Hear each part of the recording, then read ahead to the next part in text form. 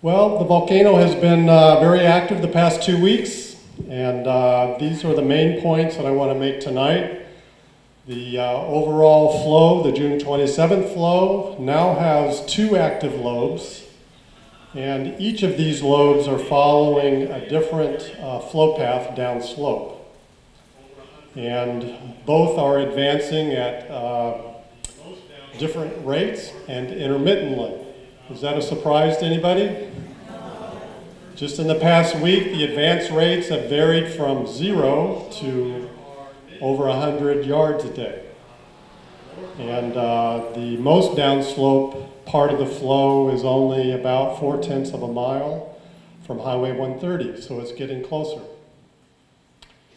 Also, there are many breakouts occurring in the lower part of the June 27th flow, and those are serving to widen the flow field. Again, not a surprise.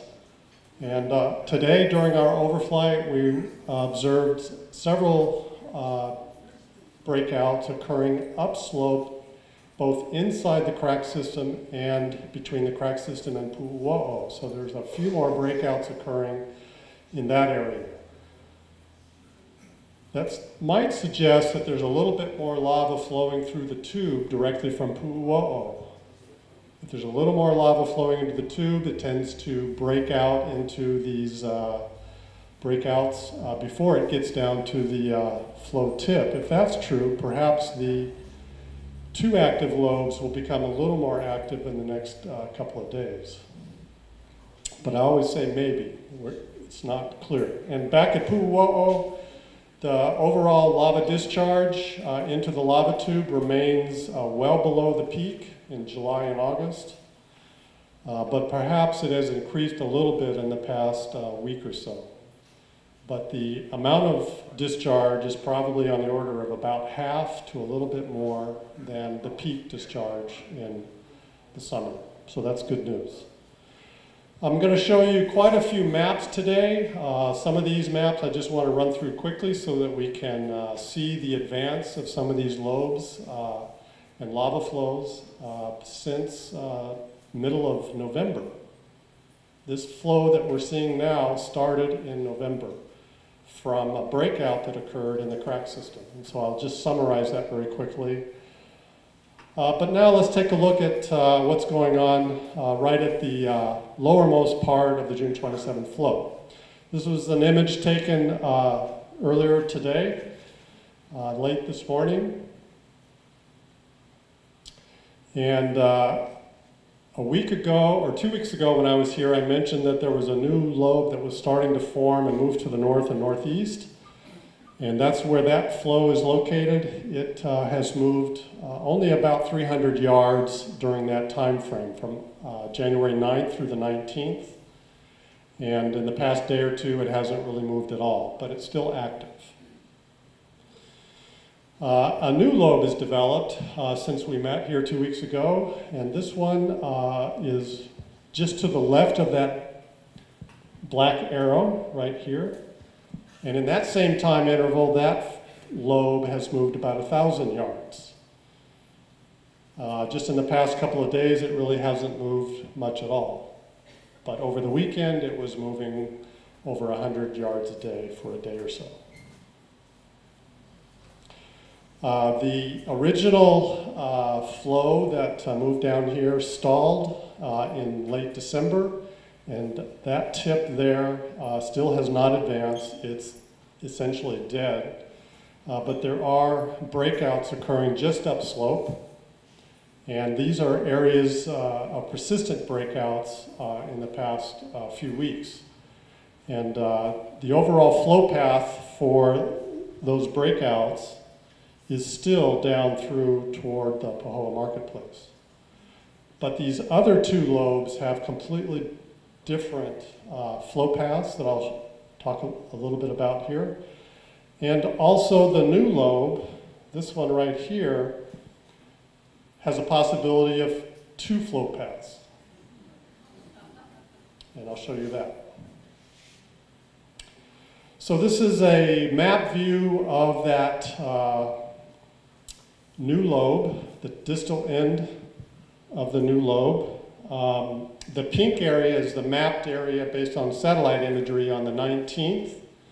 The green dots are based on GPS points, somebody going out and mapping the edge of the active lava flow 2 days later on the 21st, so that was yesterday. And what do you notice about those green dots relative to the pink blob? Hasn't moved very much. It's just a few meters. So the flow tip is still active, but it's not advancing downslope appreciably. A few meters a day right now. But I keep emphasizing this, over the weekend, for a couple of days or a day, it moved over 100 yards in a day. And it's only about 700 yards from the highway, 4/10 of a mile from the highway, as measured through this area right here. Here's the highway in the upper right-hand corner. Okay, so this is what that lobe looks like with a thermal infrared camera. The warm colors, the yellow and the oranges, are the hotter temperatures and represent recent and active breakouts. And so you notice that there are breakouts occurring right at the tip, along the margins and upslope, all along that lobe. So it's still a very active lobe, even though it's not advancing at the flow tip right now. There are also additional breakouts occurring up here, and this is the lobe that's moving off to the northeast. We have a new technique that allows us to generate a map view of all of these surface breakouts and to better quantify where those breakouts are occurring and how much of the surface area is being covered by these breakouts. And it's an incredible software that allows us to stitch together those infrared oblique images as we capture them as we fly around the flow. And we can stitch them together, we can georeference those to a map base, and voila, we get a map view. And the thing that is different here is that we've converted the colors into a grayscale, so that those yellow and orange colors are now white and a light gray. And so in this image, the yellow is the outline based on the satellite imagery of the 19th.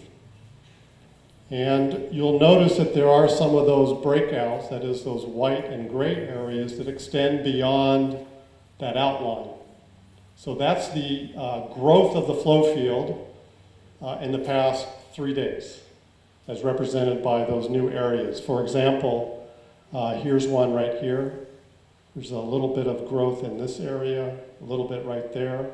But notice there don't appear to be any active breakouts and hot areas right at the tip of that flow. So it's stalled for now. Here's a prominent breakout that's upslope of the main active flow. And you see breakouts occurring here, along here, and back upslope. So the lava flow is still very active, even though it's not advancing downslope right now. This is an image taken yesterday on the ground right around the area of that flow tip.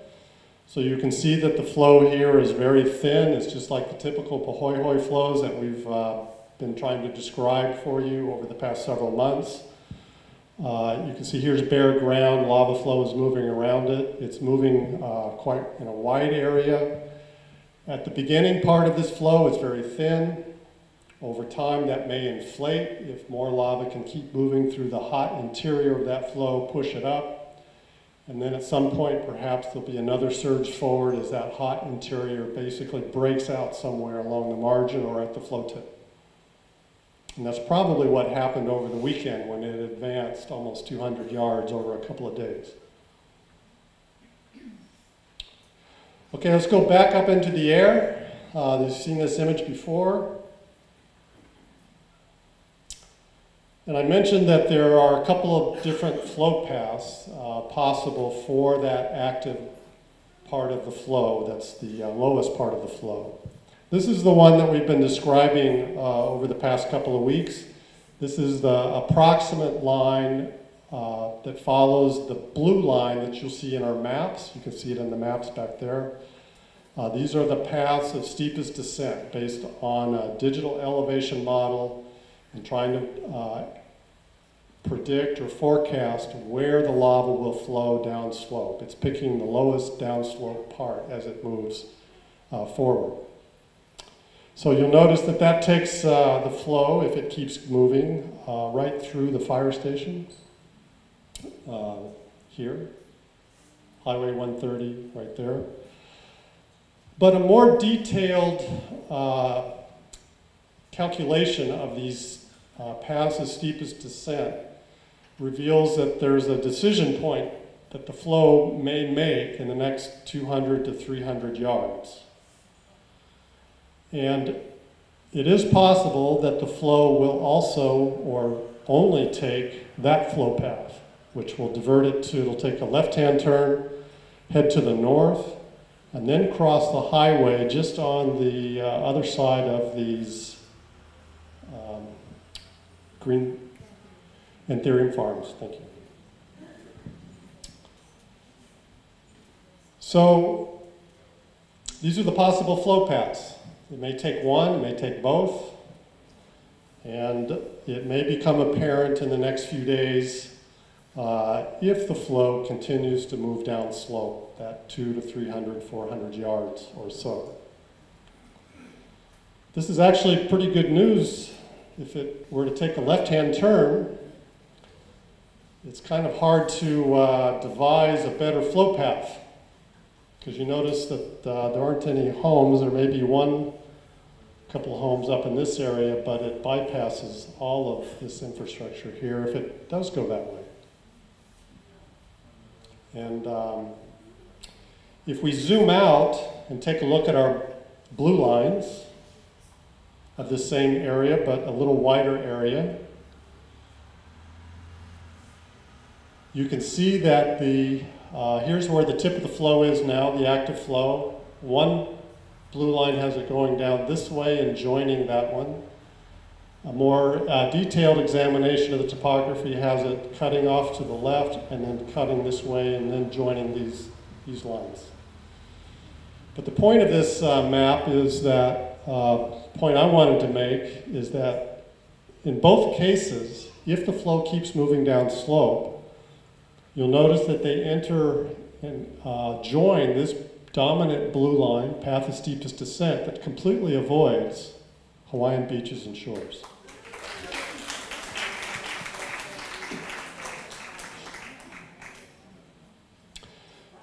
I should also mention that the breakouts occurring here, this little red area, these have been persistent breakouts in the past few weeks on the south side of the flow.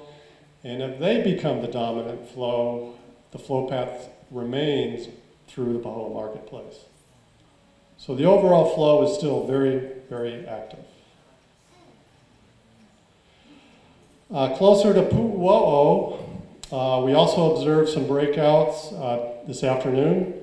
I'll point these out and use this little cone as a reference point. This is an area, you see some lighter colored flows on both sides of this little dark line here. The dark line is really right where the lava tube is located, and remember back in mid-November there was a large breakout that we described. That's where that breakout occurred. It basically starved the lava tube for a few hours to a half a day or so, and that allowed the original flow through Pahoa to die off and led to the new flow that broke out of the crack system a few days later, around November the 18th or 19th. Pu'uo'o, we were able to measure the cross-sectional area of the lava stream flowing through the tube, and it picked up a little bit. It increased in size from about 1.7 square meters to about 1.9 square meters, so 10% or so. And the summit tilt at the Kilauea, the summit tilt, suggests that there has been an overall inflation trend in the past week or so, and that increase that we measured may reflect that overall summit tilt. And I'll show you a plot of that in just a minute. But first, let's get back to this breakout in this area. So remember the location of that cone relative to Pu'uo'o here. And this is our map image of the breakouts again. So here's the location of that cone. North is up to the top. And the yellow is the outline of the lava flow as of January 19th. And the breakouts that we're seeing here, we mapped this afternoon. So you notice that there's a remnant of a breakout right here. This was probably active last week. This is the new one that we noticed, and these are active flows here right on the surface, and you see that these are contained entirely within the perimeter of the June 27th flow. And also there's a breakout right here, right before the crack system, and there's a couple of breakouts below. Can you see a little faint line, gray line? It comes from here down to there, follows here. What do you think that is? The blue line, lava tube. So this is a signature of heat. It's a grayscale. So the white areas represent the hottest areas on the map, and the light gray are warm. And so in this case, the tube has been active long enough and persistent enough in those areas that its heat signature we can detect at the surface. And so that is the tube. And you see the breakouts occurring right from the tube, basically. Okay, if we go up to the summit of Kilauea, we've referred to the relative inflationary trend or deflationary trend of the summit of Kilauea. That's the ultimate source of the lava that makes its way out to Pu'uo'o and into the lava tube. All that lava first comes up into the summit reservoir. As the summit reservoir fills up a little more, and it will cause an inflation of the flanks of the volcano that we can measure with tilt meters. And when there's less pressure in the summit reservoir, there's a deflationary trend. And so in this plot, starting in early December, we noticed that there was a strong deflationary tilt. And that correlated pretty well with the overall decrease of the first lobe that went down and stalled on about December 22nd and later in December up above Pahoa Marketplace. And just I wanted to draw your attention that in the past couple of weeks there has been a slight inflationary trend interrupted by some deflation-inflation episodes. So overall, this suggests that there's been a little bit more pressure in the summit magma reservoir, a little bit more lava getting out to Pu'uo'o and into the lava tube. But that supply was probably interrupted by those deflationary trends that before they quickly recovered. So the point is that it looks like the supply of lava to Pu'uo'o is not steady. We've kind of seen this few of these sharp deflations and inflationary events over an overall inflationary trend. So if this continues, we might see more and more lava entering the lava tube, maybe more breakouts along the length of the tube, and if possibly more lava reaching the flow tip, both of them. Okay, so I thought I'd show you very quickly a series of slides. These are maps showing the advance of the lava flow since mid-November, November 17th. And so what these show, 4 points. This shows a new flow developing from the crack system. that had a breakout on about November 15th, 16th, 17th. And you'll notice that it advances. Once it gets onto sort of virgin ground off of the old lava flow, it follows quite well the path of steepest descent, the blue lines. You'll also notice the stalling of the flow front that happened in late December. You'll notice the overall widening of the lava flow field below the crack system. And then most recently, the development of 2 new flow fronts and their respective 2 new flow paths. So just to orient us a little bit, here's Pahoa. This is the original lava flow that made its way toward Pahoa, and the dates that I've marked on here are the locations of the tip of the flow at that time. So you'll notice back in August, it was way up inside, above the crack system. It poured into the crack system. 2 weeks later, it was here. Early September, it got out of the crack system and started flowing toward the north, northeast. And it basically stalled at the tip on October 30th. But that flow basically became dead in about mid-November 14-15 when there was that large breakout at the base of Pu'uo'o.